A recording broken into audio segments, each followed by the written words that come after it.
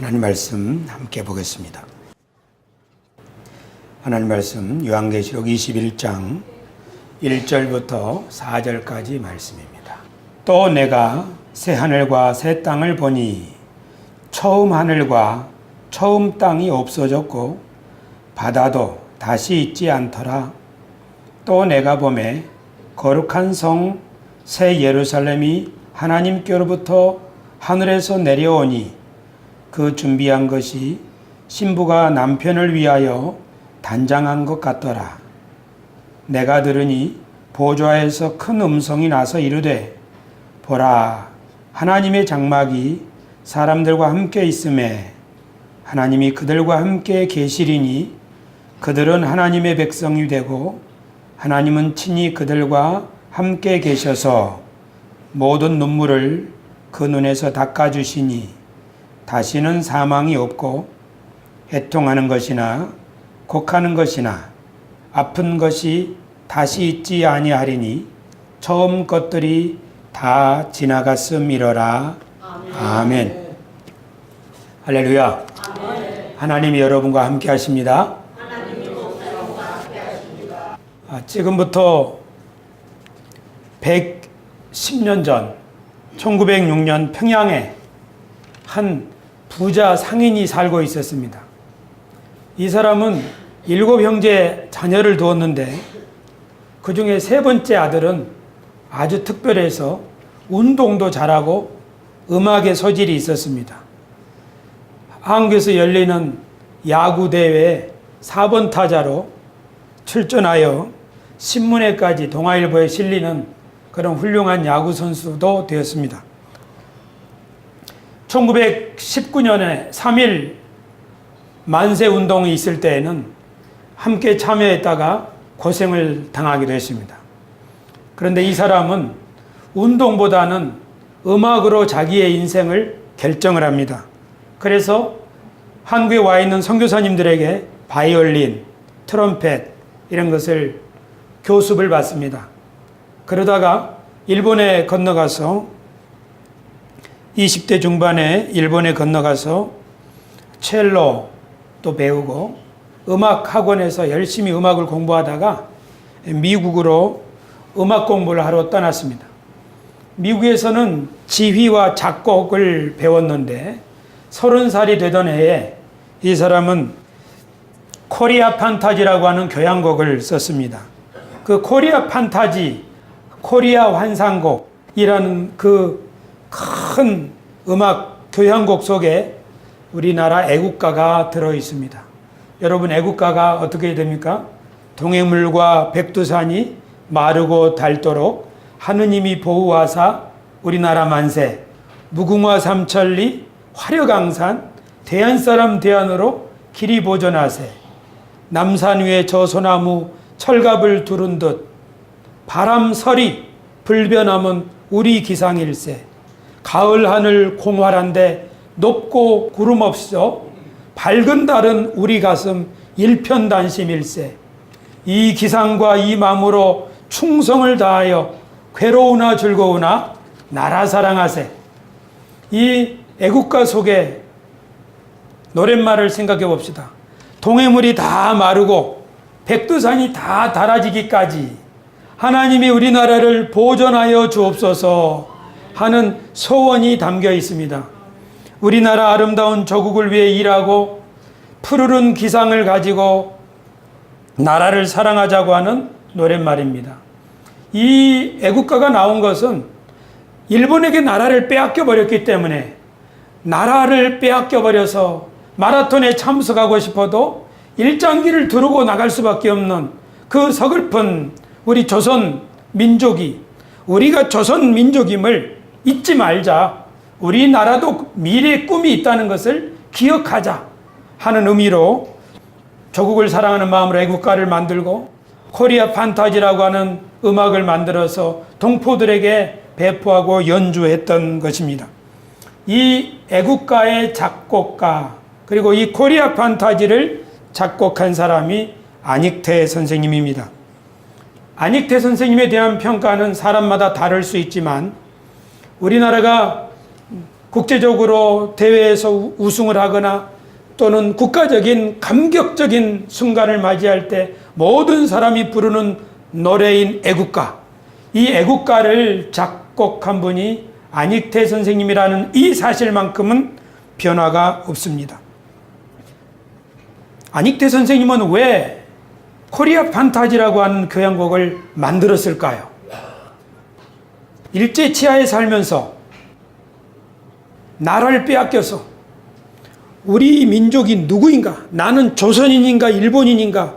우리 민족의 정체성과 우리 민족에 대한 꿈, 비전, 미래 이것이 없다면 그 민족은 암울한 미래를 가지게 되겠죠. 그리고 그런 꿈이 없다면 어떻게 살아야 합니까? 가장 지혜롭게 사는 것은 일본에 충성하는 겁니다. 일본의 앞잡이가 되고 그렇게 사는 것이 가장 지혜로운 길이 될 수도 있습니다. 그래서 한 민족이나 한 교회나 한 공동체, 그 공동체의 꿈과 비전과 희망, 그것이 없다면 그 공동체는 미래가 없습니다. 그런데 그 꿈, 그 희망, 그 미래를 심어주는 것이 바로 판타지입니다. 이야기입니다. 이 판타지는 이야기이기 때문에 노래로도 만들 수가 있고, 그리고 그림으로도 그릴 수가 있고, 소설이나 시로도 글로도 나타낼 수가 있습니다. 눈에 보이지 않는 정신을, 눈에 보이지 않는 미래를 그림으로 그려주는 이야기, 그것을 우리는 판타지라고 말할 수 있습니다. 어떤 사람을 민족의식을 가진 애국하는 사람으로 교육하려면 그 민족의 역사와 꿈을 판타지로 가르쳐주고 심어주는 것입니다. 신앙교육은 무엇입니까? 하나님이 하시는 경륜을 성경을 통하여 들려주는 것입니다. 하나님이 어떤 계획을 가지고 세상을 운영해 가시고 우리의 미래를 어떻게 열어가시는지를 판타지로 들려주는 것, 그것이 신앙교육이라고 말할 수 있습니다. 그래서 우리가 지금 배우고 있는 요한계시록을 저는 판타지로 쓴 하나님의 경륜이라고 부르고 싶습니다. 사도 요한은 흩어져 있는 교회 성도들에게 하나님의 자녀로서의 바른 신앙과 가치관을 가지고 당당하게 살아갈 수 있도록 하기 위하여 이 요한계시록이라고 하는 판타지를 글로 써서 나누어 주었고, 그들로 하여금 바른 신앙을 가지고 살 수 있게 하려는 것입니다. 마치 해외에 미국에 유학 가던 안익태 선생님이 우리 동포들에게 우리가 한국인임을 잊지 말자, 우리가 미래가 있음을 잊지 말자는 의미로 코리아 판타지를 써서 배포한 것처럼 말입니다. 그러면 여기서 우리가 요한이 살던 시대, 그러니까 사도 요한이 이 요한계시록을 쓰던 시대에 어떤 상황이었기에 이 요한계시록이라고 하는 이 하나님의 경륜의 판타지를 기록하였는지 생각해 보겠습니다. 요한계시록은 요한이 반모섬에서 유배당했을 때 쓴 편지입니다. 반모섬에 요한이 유배된 까닭은 예수 그리스도의 복음을 증거하다가 붙들려 갔기 때문입니다. 이 사실은 지금 요한과 초대교회가 로마라고 하는 강대국의 압제에 바른 신앙의 자유를 잃어버리고 그렇게 억압을 받으면서 살고 있다는 것을 보여주고 있습니다. 일제시대 때 한국인들에게 코리아 판타지가 필요했다면 로마 시대를 살아가고 있는 초대교인들에게, 아시아 7 교회들에게 하나님이 어떻게 지금 이 세상을 통치해 가시는지, 앞으로 미래를 어떻게 열어가시는지에 대한 그림, 이야기, 판타지가 필요했기에 하나님은 사도 요한에게 이 하나님의 계시를 보여주셔서 이 요한계시록을 쓰게 하셨다고 저는 믿습니다. 요한계시록에 어떤 내용이 담겨 있길래 요한계시록을 읽으면 그 성도들이 믿음을 회복하고 당당하게 살 수 있게 되는 것일까요? 요한계시록이라는 편지가 어떤 역할을 하기에 성도들을 예수님의 증인으로 살게 하는 것일까요? 즉 요한계시록 안에 있는 내용을 생각해 보자는 것입니다. 교우 여러분, 1910년 일본이 한국을 강제로 빼앗은 해입니다. 일본은 한국을 강제로 빼앗고 나서 한국을 다스리는 총독의 관저 그리고 총독부를 어디에다 세웠습니까? 여러 부지 중에서 조선 총독부를 조선의 임금이 나라를 다스리던 경복궁 바로 앞에다 세웠습니다. 그렇게 해서 경복궁 가까이에 있는 대문들, 누각들, 궁전들을 다 허물고 그 자리에 경복궁 코앞에 조선 총독부를 건축했습니다. 이게 무슨 뜻입니까? 조선이라고 하는 나라는 더 이상 이씨 왕이 통치하는 나라가 아니다. 조선이라고 하는 나라는 이제 일본 천황이 보낸 총독이 통치하는 나라이니 모두들 여기에 굴복하라 하는 상징적인 메시지를 주기 위해서 총독부를 거기에 세웠습니다. 일본이 물러나고 나서 미군이 우리나라를 신탁 통치할 때 이 총독부 건물을 사용했습니다. 그리고 나서 우리나라 국가 정부 청사를 중앙청이라고 하는 이름으로 조선 총독부 건물을 그렇게 쓰고 있었습니다. 우리 민족은 매우 자존심이 상했습니다. 일본 사람들은 학생들이 수학여행을 오면 항상 우리 중앙청 앞에서 기념 촬영을 했습니다. 일본이 한국을 다스릴 때 지었던 이 멋진 건물 좀 보라고요.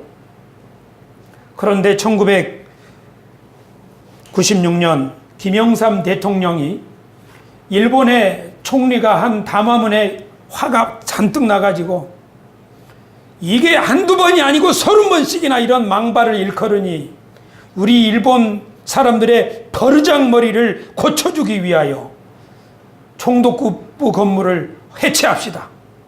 명령을 내렸습니다.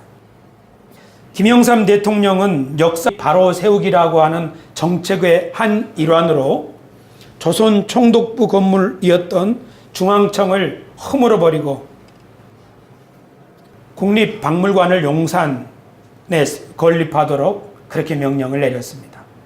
한 나라나 민족이 민족적 자긍심을 가지고 당당하게 미래를 향하여 최선을 다할 때 그 민족의 미래가 있기 때문입니다. 2000년 전 그리스도인들이 로마의 지배를 받고 있을 때 어떻게 그리스도인들이 당당하게 자긍심을 가지고 살아갈 수 있겠는가? 하나님의 백성들은 본래 유대인들이었는데 유대인들의 중심 센터인 예루살렘 성전은 이미 30년 전에 무너지고 없습니다. 요한계시록이 기록되던 당시에 이미 이 땅에 예루살렘 성전은 없습니다. AD 70년 로마의 장수 티투스가 예루살렘 성전을 무너뜨렸습니다. 그래서 흩어져 있는 모든 그리스도인들, 하나님의 백성들은 로마의 정책에 순응하면서 그렇게 살고 있었습니다. 로마의 황제를, 사람을 신이라고 칭하면서 황제를 숭배하라고 그렇게 강요하는 데 굴복하면서 살고 있었습니다. 마치 일제시대, 일제강점기 때 일본의 천황을 신이라고 섬기면서 신사참배를 강요받았던 우리 민족처럼 말입니다. 로마는 그뿐 아니라 로마의 중심에 있는 콜로세움이라고 하는 원형 경기장 그리고 극장 이런 것들을 로마가 다스리는 모든 지역에 세워서 사람들의 관심을 이런 즐거움과 유흥에 관심을 다 쏟게 만들었습니다.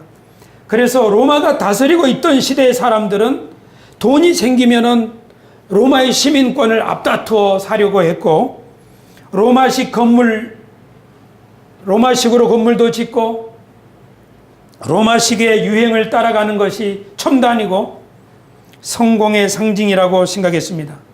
그래서 하나님을 믿는 하나님의 백성들조차도 예수님을 따르기보다는 로마의 관습과 문화를 따르면서 심지어 로마에서 섬기는 종교들을 숭배하면서 그렇게 살기 시작했습니다. 장사하는 사람들도 로마 황제 숭배에 협조하지 않으면 거래처를 잃기도 했습니다. 이렇게 하나님의 백성들은 세상에, 그 당시의 세상에 살면서 현실적으로 위협을 느끼면서 살고 있었습니다. 어떤 경우에는 자신들의 진실한 믿음을 지키기 위한 몸부림치는 사람들 중에는 붙들려 가서 죽임을 당하거나 옥고를 치르는 일들도 있었습니다. 사도 요한이 요한계시록을 쓸 때 교회가 처한 상황이 바로 이런 것이었습니다. 당시에 온 세상은 로마의 세상입니다. 모든 길은 로마로 통한다는 말이 있을 정도입니다. 이미 예루살렘 성전은 무너지고 없는 이때 하나님의 백성으로서의 정체성과 자긍심과 그리고 미래에 대한 소망을 잃어가고 있는 이 하나님의 백성들에게 하나님은 새로운 비밀을 알려주시기 위하여 반모섬에서 요한에게 하늘의 계시를 열어주셨습니다. 그것은 하나님이 보여주시는 현실이었습니다. 지금 로마가 세상을 통치하고 있는 것 같지만 현실이 어떤 것이 진짜 현실인지, 진짜 실제 삶이 무엇인지를 하나님은 요한에게 환상 가운데서 보여주셨습니다. 환상 가운데 요한이 보니 이 세상의 예루살렘 성은 무너졌지만 환상 가운데서 하나님이 보여주신 새 예루살렘 성이 있었습니다. 그리고 그 새 예루살렘 성이 하늘로부터 내려오는 것을 보았습니다. 그 모습은 마치 신부가 신랑을 위하여 단장한 것처럼 그렇게 아주 정갈하고 고운 모습이었습니다. 반면에 하늘에 하나님이 열어주시는 환상 가운데서, 계시 가운데서, 진정한 판타지 가운데서 로마의 통치를 보니 로마는 다른 게 아니라 바벨론이었습니다. 바벨론은 성경, 구약 성경에서 이스라엘을 다스리던 나라입니다. 이스라엘을 멸망시키고 하나님의 백성들을 포로로 끌어가던 바벨론의 느부갓네살 왕, 그 느부갓네살 왕이 다스리던 나라가 바벨론인데 이렇게 하나님을 괴롭히는 로마라고 하는 나라가 바로 이 바벨론이라는 것을 환상 가운데서 하나님은 보여주셨습니다. 그뿐 아니라 그 바벨론은 어떤 모양인가 하면 음녀가, 매춘부가 붉은 옷을 입고 아주 음탕한 포도주가 들어있는 잔을 가지고 세상의 임금들과 모든 사람들에게 따라주고 있는 모습으로 로마의 모습을 하나님은 보여주셨습니다. 반면에 하나님의 백성들이라고 하는 이 새 예루살렘으로 보여주신 그 하나님의 백성들은 어린 양의 정갈한 신부의 모습이라고 보여주셨습니다. 요한이 환상 가운데 본 새 예루살렘은 하나님의 영광으로 충만했지만 요한이 환상 가운데서 본 그 로마라고 하는 그 통치 국가는 세상의 임금들로부터 금과 은과 보물을 착취해서 대리석으로 집을 짓고 휘황찬란하게 만들었습니다. 그러나 그것은 사람들로부터 착취한 피와 땀과 눈물의 그런 건물입니다. 오늘날도 이 세상에는 고층 건물들이 즐비합니다. 그러나 그 건물들이 정말로 아름답고 정말로 영광스러운 것인지 아니면 어떤 사람들의 눈물과 어떤 사람들의 피를 뽑아서 지은 것인지를 우리도 볼 수 있게 되기를 바랍니다. 하나님은 사도 요한에게 요한계시록을 통하여 환상 가운데 이 세상에 지금 휘황찬란한 로마라고 하는 문명이 실제로는 얼마나 추악한 음녀의 모습이며 얼마나 이 탐욕과 압제로 가득 차 있는 하나님과는 동떨어진 하나님이 보시기에 가증한 것으로 여기는가 하는 것을 환상 가운데 깨달을 수 있게 해주셨고 보여주셨습니다. 새 예루살렘에는 가증한 것이나 더러운 것이 없고 거짓말하는 자들도 새 예루살렘엔 들어갈 수 없다. 그렇게 보여주셨습니다. 새 예루살렘에는 생명수가 늘 흐르고 12달 과실이 늘 맺히는, 그래서 새 예루살렘 성에는 생명나무 과실을 먹는 그런 그 속에 들어가는 사람들은 그 생명나무 과실을 먹고 살아가게 됩니다. 하지만 요한이 보았을 때 바벨론은, 로마라고 하는 이 바벨론은 그 도시 길바닥에는 순교자들의 피가 흐르고 있었습니다. 요한계시록은 이처럼 당시의 세상을 하나님의 관점으로 보여줍니다.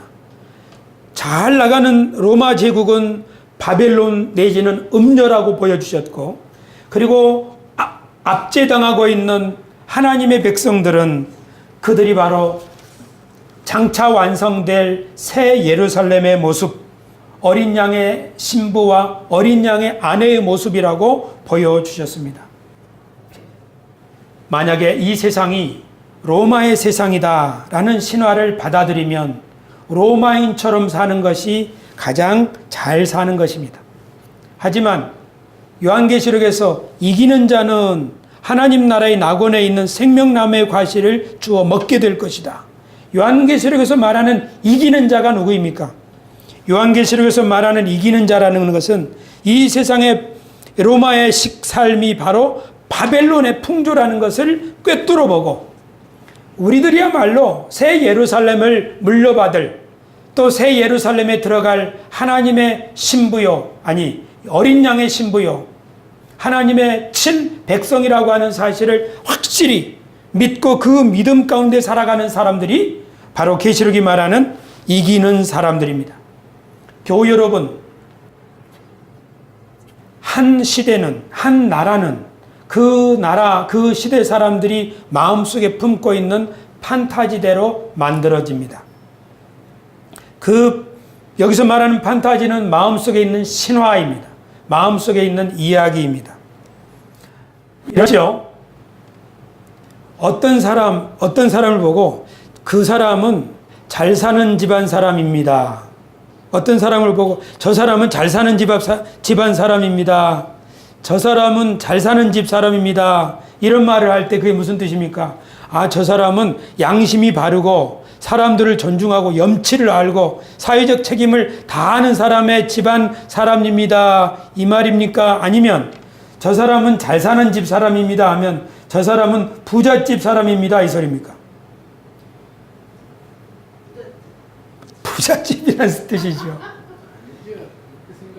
지금 우리 시대의 사람들이 누구누구는 잘 사는 집이야, 누구누구는 잘 사는 집 사람이야 말할 때는 기본적으로 우리는 돈이 많다는 생각을 하고 있습니다. 지금 우리 시대 사람들에게는 이 돈을 숭배하는 배금주의적 자본주의 신화가 우리 이 시대 사람들의 저변에 가득 들어차 있습니다.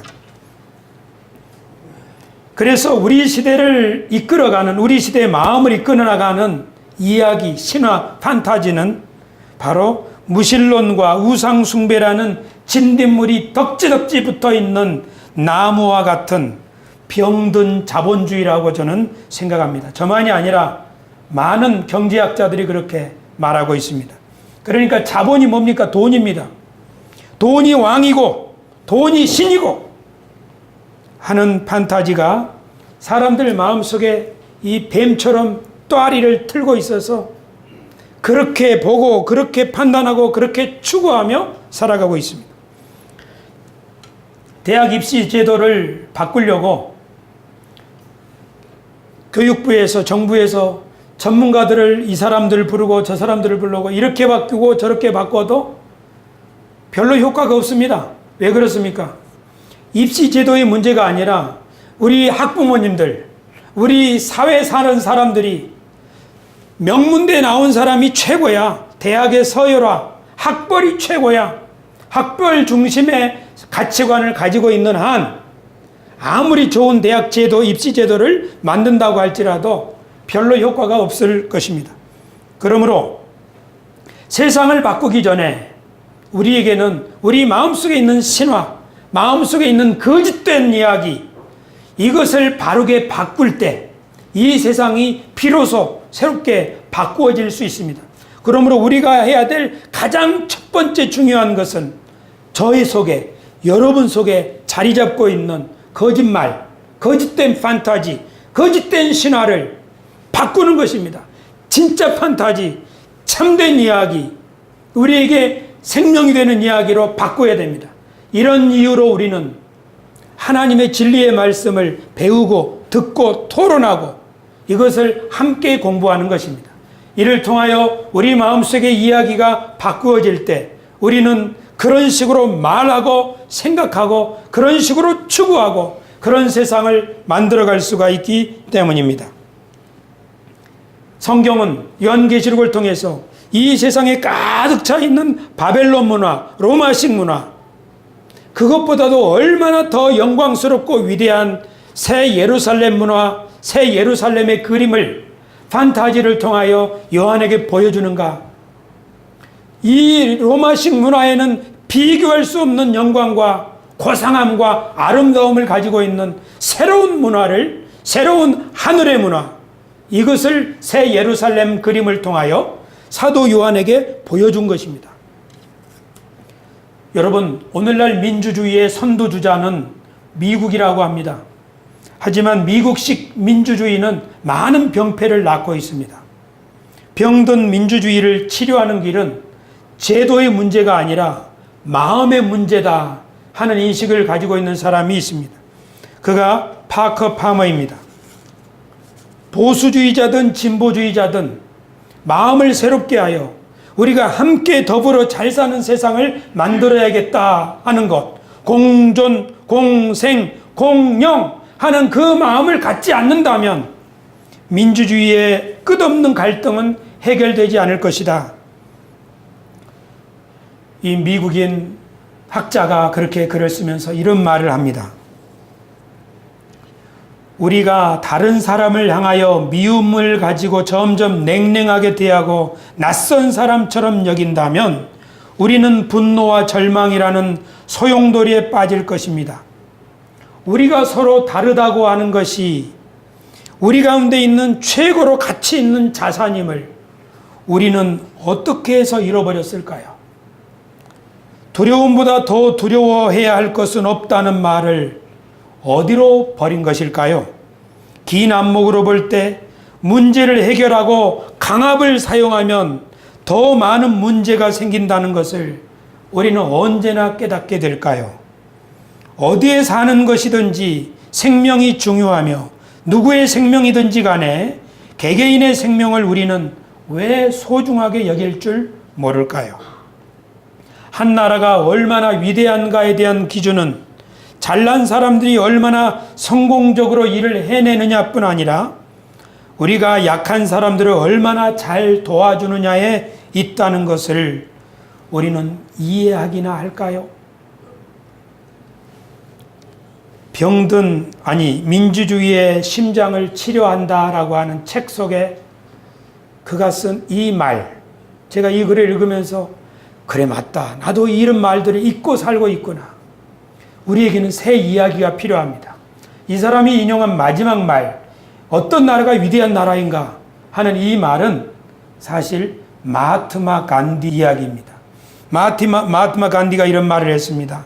한 나라의 위대함은 가장 약한 사람들을 그 나라가 어떻게 대우하느냐로 드러난다. 간디는 인도 사람입니다. 힌두교도입니다. 이 간디도 역시 영국이라고 하는 나라의 식민지 통치를 받았습니다.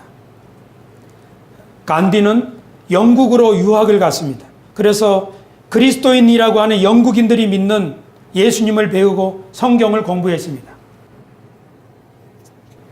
한데 간디와 영국인들을 비교해 봅시다. 힌두교도 간디, 비폭력으로 연약한 백성들과 함께 동고동락하는 간디와 그리스도인이라고 자처하면서 인도 사람들을 그들이 가지고 있는 산물을 착취해가는 영국 사람들과 누가 더 그리스도 정신에 합당한 사람입니까? 간디가 더 기독교인 닮습니까? 영국인들이 더 기독교인 닮습니까? 우리 모두 다 그리스도인들입니다. 근데 우리가 더 예수님을 닮았나요? 불자들이 예수님을 더 닮았나요? 가톨릭 신도들이 예수님을 더 닮았나요? 아니면 세상 사람들이 예수님을 더 닮았나요? 우리 속에 어떤 이야기가 있느냐에 따라, 우리가 무엇을 진리라고 믿느냐에 따라, 그리고 그것이 우리 삶 가운데 어떻게 말로 행실로 나타나냐에 따라 그것이 우리가 어떤 사람인가 하는 것을 나타내 줄 것입니다. 요한계시록은 로마식 관습과 문화와 신앙과 이 생활 습관에 쩔어 있는 그 삶 속에서 기독교인들에게 진정한 기독교 정신을 따라 살자고 하는 권면과 경고를 주기 위한 편지입니다. 그래서 이 편지를 읽어보면 이 세상에 만연하고 있는 로마식 삶이 얼마나 거짓된 신화고 더러운 가치관이고 강압적인 이야기인지를 폭로하는 판타지입니다. 그래서 우리가 요한계시록을 읽으면서 로마식 삶의 위선을 잘 간파해야 할 것이고 새 예루살렘으로 나타내어지는 하나님의 백성들의 진정한 모습이 무엇인가, 우리가 마음속에 품어야 될 새로운 판타지가 무엇인가 하는 것, 그것을 우리는 요한계시록을 통하여 읽어내야 할 것입니다. 만약에 지금 내 삶이 피폐해지고 있다면, 여기서 피폐하다는 뜻은 몸이나 마음 따위가 지치고 쇠약해지거나 삶이나 환경이 쇠락하고 몰락해 간다는 뜻입니다. 만약에 지금 내 삶이 피폐해지고 있다면 내가 가지고 있는 마음속의 판타지, 이야기가 보잘것없기 때문일 것입니다. 요한계시록을 통해서 하나님은 성도들에게 예루살렘으로 오라, 새 예루살렘으로 오라, 그렇게 초대하고 계십니다. 예루살렘, 새 예루살렘이 어떤 것이기에 그 새 예루살렘, 우리가 품어야 될, 마음속에 그려야 될 판타지가 무엇이길래 성경은 우리 그리스도인들에게 새 예루살렘이라는 판타지를 들려주는 것일까요? 세 가지 그림이 있습니다.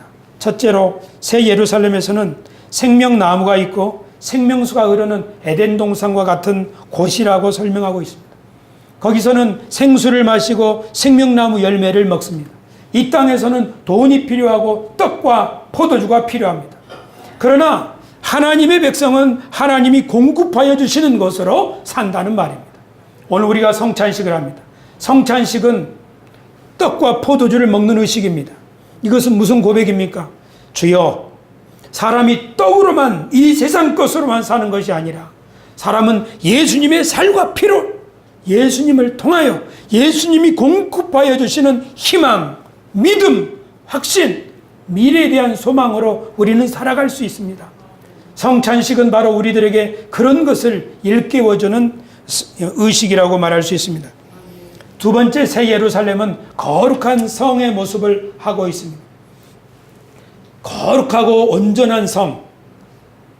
성경이 말하는 완전한 성은 어떤 모습인가 하면 그 중심에 하늘과 땅이 맞닿은, 그리고 그곳에 하나님의 영광이 충만하고 거기서부터 하나님은 모든 세상을 다스리는 성입니다.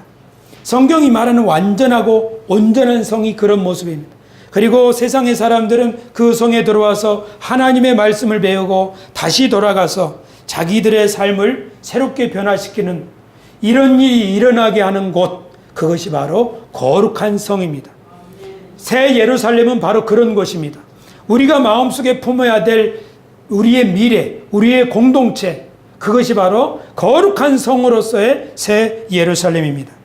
새 예루살렘은 또한 하나님이 계시는 지성소를 닮아 있습니다. 새 예루살렘을 12,000 스타디온이라고 하는 가로 길이, 세로 길이, 높이, 이것은 바로 정육면체의 모습입니다. 성경에서 정육면체를 하고 있는 곳은 딱 한 곳입니다. 성소는 이렇게 직사각형 모양이지만 법궤가 들어있는 지성소는 딱 정육면체의 모습입니다. 가로, 세로, 높이가 다 똑같습니다. 새 예루살렘 성이 바로 12,000 스타디온, 굉장히 큰 모습입니다. 그것이 바로 새 예루살렘의 모습입니다. 이게 뭔 말입니까? 새 예루살렘은 큰 성 자체가 성전이라는 뜻입니다. 그 새 예루살렘은 성전 도시입니다. 그 안에 성전이 따로 필요 없습니다. 그곳은 기초가 12보석으로 되어 있고 그 성전은 금으로 되어 있습니다. 여러분 성경에서 금, 보석 이런 얘기가 어디 나오죠? 에덴 동산에 나오죠. 또 12보석이 어디 나오죠? 제사장이 가슴에 다는 흉배에 12개의 보석이 달려있죠. 새 예루살렘을 구성하고 있는 기초석, 그리고 벽, 그리고 바닥, 그것이 바로 금과 정금과 문은 12문은 진주 곧 베들리엄으로 되어 있습니다. 이게 뭔 말입니까? 새 예루살렘은 에덴 동산처럼 하나님이 거기 거하시는 것이요. 새 예루살렘은 지성소, 대제사장만이 들어갈 수 있는 그 지성소처럼 그 예루살렘 성, 예루살렘 도시 자체가 하나님이 계시는 곳이란 말입니다. 그러므로 모든 백성이 그 성전에 들어가면서 그 예루살렘 성에 들어가면서 하나님의 얼굴을 배울 수 있는 바로 그런 것입니다. 이것이 뭘 말합니까? 우리 마음속에 품고 살아가야 될 세상, 그것은 내가 가는 그 어디나 하나님이 계시는 성전이라는 말입니다. 내가 서 있는 곳 어디서나 하나님을 예배합니다라는 그런 마음으로 우리가 살아가야 한다는 뜻입니다. 그뿐 아니라 그곳에 들어가 있는 모든 사람들은 다 대제사장들과 같습니다. 하나님을 섬기고, 그리고 그들은 모든 세상 사람들을 하나님 앞으로 인도할 수 있는 일에 선구자가 될 사람들입니다. 새 예루살렘을 통하여 우리 마음속에 우리가 품고 살아야 될 우리의 미래, 우리가 만들어가야 될 미래가 바로 그런 거란 말이에요. 이 세상에서 누가 돈을 더 많이 버느냐, 누가 더 좋은 차를 타느냐, 어떤 신랑감이 더 좋은 회사에 다니느냐, 어떤 돈벌이가 더 나은 것이냐. 고 노무현 대통령이 말씀하셨습니다. 부끄러운 줄 알아야지. 군인들에게 한 말이었죠. 나라의 작전 통수권이랍니까? 그것을 미국으로부터 가져와야 되느냐 아니냐 말아야 된다는 이야기를 할 때 우리나라 아니냐, 왜 주권을 딴 나라에 맡기려고 하느냐. 그분은 돌아가셨지만 적어도 한국에 대한 프라이드는 있었던 것 같습니다. 하나님의 백성의 프라이드를 가져라는 것이 요한계시록의 핵심입니다. 더러운 바벨론 문화를 보고 흠모하지 말고, 옷을 더럽히지 말고, 우리가 얼마나 고상하고 얼마나 위대하고 얼마나 놀라운 새 예루살렘이 하늘로부터 내려와서 모든 만국이 거기에 부러워하고 모든 왕들도 자기 영광을 가지고 그분 앞에 가서 경배하게 될 터인데, 어찌 눈에 보이는 돈의 신에게 굴복하고 어찌 눈에 보이는 천민 자본주의에 기대어서 살아가려 하는가. 이것이 요한계시록이 우리에게 보여주는 것입니다. 그러므로 우리가 이 말씀을 듣고도 우리의 마음에 잠에서 깨어나지 못한다면 우리는 라오디게아 교회보다도 더 잠들어 있는 교회예요. 더 가난한 교회예요. 더 부끄러운 교회예요. 간판이 없어서, 종탑이 없어서 문제가 아닙니다. 식당이 없어서 문제가 아닙니다. 우리가 누구인지를 모르고, 우리가 얼마나 위대한지도 모르고, 하나님이 우리를 어떻게 이끌어 가실지도 모르고, 그렇게 살아가는 인생이라면 세상에서 이보다 더 불쌍한 사람이 어디 있겠습니까? 하나님이 요한에게 왜 이런 환상을 보여주셨겠습니까? 왜 바벨론을 보여주시고 왜 새 예루살렘을 보여주시겠습니까? 너희는 하나님의 백성이다. 하나님의 백성에게 장차 올 일, 곧 속히 올 일, 내가 속히 이룰 일, 그것이 바로 새 예루살렘이 위로부터 내려올 것이다. 그리고 그 영광으로 모든 사람들이 들어가게 될 것이다. 더 이상 돈벌이가 아니라 참된 가치를 위해서 살아가는, 하나님의 생명을 위해서 살아가는 그런 세상이 올 것이다. 그것을 마음속에 품고 살아야 한다. 그래야 음료의 유혹에 이길 수 있고, 그래야 짐승의 인을 받지 않고 이기는 자들, 승리하는 자들이 될 수 있다. 그렇게 판타지를 그림으로써 설명해 주는 것입니다. 그래서 들을 귀가 있는 사람은 듣고 돌이키라는 것입니다. 여기서 중요한 것은 새 예루살렘으로 우리가 올라가는 것이 아니라 새 예루살렘이 하늘로부터 내려온다고 하는 사실입니다. 이 말은 현실은 어렵지만 장차 우리가 들어갈 나라를 생각하면서 참아라 이런 말이라기보다는 이 현실에 주님이 새 예루살렘을 주실 것이니 그 새 예루살렘이 너희에게 곧 올 것이니 그 새 예루살렘의 시민으로 왕같은 제사장으로 현실의 속임수에 넘어가지 말고 눈에 보이는 휘황찬란한 세상의 영광과 권세를 무시하면서 그렇게 믿는 사람으로 당당하게 살아가라고 하나님은 요한에게 이 계시록의 판타지를 보여주셨다고 저는 믿습니다. 그리고 이 환상이야말로 이 판타지야말로 흩어져 있는 교회들을 살릴 수 있는 핵심 메시지라고 생각하고 요한은 아시아에 있는 7교회에 편지를 보낸 것입니다. 우리 마음속에 있는 낡은 이야기를 버리고 그것보다 더 멋진 이야기, 더 강력한 이야기, 더 위대한 이야기를 마음속에 품는 것, 그것이 바로 요한계시록을 배우고 읽어야 하는 이유예요. 그것이 바로 우리가 하나님의 말씀을 배워야 하는 이유입니다. 하나님의 말씀을 배우지 않는다면, 하나님의 말씀을 공부하지 않는다면, 하나님의 말씀을 묵상하지 않는다면 우리는 여전히 우리 아버지가 나에게 들려준 이야기를, 우리 학교 선생님이 나에게 심어준 이야기를, 그리고 세상에서 처절하게 고통을 겪으면서 뼈에 사무친 원한과 한을 풀기 위하여 우리 인생을 살아가게 될 것입니다. 그 이야기는 우리를 점점점 수렁에 빠뜨리고 우리를 점점점 원한에 사무치게 만드는 이야기들입니다. 이 이야기들이 무엇입니까? 너는 절대로 꼴찌가 되면 안 된다. 항상 1등을 해야 한다. 공부 못하면 어떤 직업을 하는 사람들이 된다. 누구는 세상에서 이렇게 성공했다더라.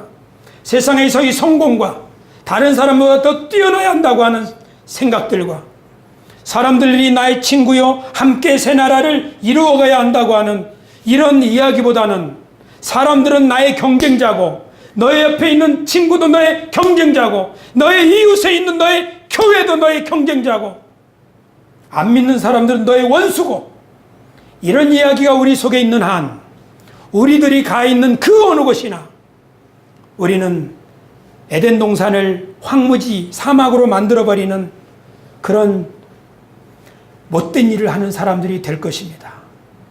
저는 이런 아픔이 저에게도 있고 우리 모두에게 있다고 생각합니다. 우리가 불행한 이유는 우리 속에 있는 이야기가 불행하기 때문입니다. 우리가 교만한 이유는 우리 속에 있는 이야기가 교만하기 때문입니다. 우리가 매정한 이유는 우리 속에 있는 이야기가 너무나 냉랭하기 때문입니다. 교회 여러분, 우리가 마음을 다시 열고 하나님 새 이야기를 들려주옵소서. 성경이 말하는 새 판타지를 들려주옵소서. 하나님이 어떻게 이 세상을 대하시는지, 어떻게 우리를 생각하시는지, 하나님이 어떤 세상을 만들어가기를 원하셔서 아담을 지으셨고 아브라함을 부르셨고 이스라엘을 부르셨고 예수님을 보내셨고 오늘날은 우리 교회를 부르셨는지 성경을 통하여 우리가 배우고 그것을 체화해 나갈 때마다 드디어 우리는 나 중심의 삶에서 하나님 중심의 삶, 그리고 하나님이 만드신 세상을 더불어 잘 사는 세상으로 만들어가는 그 일에 조금씩 발을 내디딜 수 있는 사람들이 되리라고 믿습니다. 주일날 오후에 우리 교회에서 하나님의 경륜을 성경 공부로 시작했죠. 교회 여러분, 성실히 공부하시기를 바랍니다. 그래야 희망이 있습니다. 그래야 새로운 미래가 있습니다.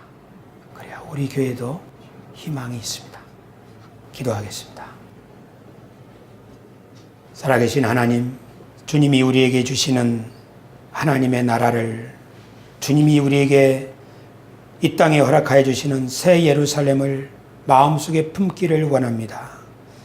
우리 속에 있는 낡은 이야기를, 우리 속에 병든 이야기를, 우리 속에 굽어진, 그리고 그것이 너무 화석화되어 버린 그래서 시멘트처럼 꽁꽁 굳어버린 낡은 이야기를 하나씩 하나씩 걷어낼 수 있도록 하나님께서 말씀의 방망이로 두드려 주시고 삶의 역경과 환난 속에서 우리들이 점점 새롭게 변화되어 우리의 인생이 죽기 전에 단 하루라도 옛 생각이 아닌 새 생각으로 인생을 살아갈 수 있게 하여 주시옵소서. 원한이 아닌 용서로 살게 하여 주옵소서. 이기심이 아닌 한 영혼을 위하여 나의 삶을 희생하는 삶에 단 하루라도 살아갈 수 있도록 도와주시옵소서. 남보다는 내가 나아야 된다고 하는 이 뼛속 깊이 박혀있는 이 올무에서 벗어나 함께 더불어 잘 사는 세상을 웃으면서 손잡고 나아갈 수 있는 미래를 함께 노래할 수 있는 날을 하루라도 살아갈 수 있도록 우리가 죽기 전에 그런 세상을 이루게 하여 주시옵시고 우리가 죽기 전에 우리 마음속에 그 이야기를 새롭게 바꾸게 하여 주시옵시고 아버지 하나님, 우리가 더 나이 들기 전에 그래서 세상에 더러운 이야기들, 왜곡된 신화들로 우리의 마음이 굳어버리기 전에 우리 속에 이 아름다운 새 예루살렘의 이야기를, 이 판타지를 온전히 심게 하여 주시옵소서. 오늘 성찬식에 참여합니다. 이 성찬식을 통하여서 예수님이 주시는 살을 먹고 예수님이 주시는 피를 마실 때에 그것이 우리에게 생명이 되는 줄 믿습니다. 그리고 또 우리들도 너도 이렇게 살아라라고 말씀하시는 주님처럼 우리의 피를, 우리의 살을 누군가와 나눌 수 있는 우리가 되게 하여 주시옵소서. 우리 교회가 되게 하여 주시옵소서. 예수 그리스도 이름으로 기도드리옵나이다. 아멘.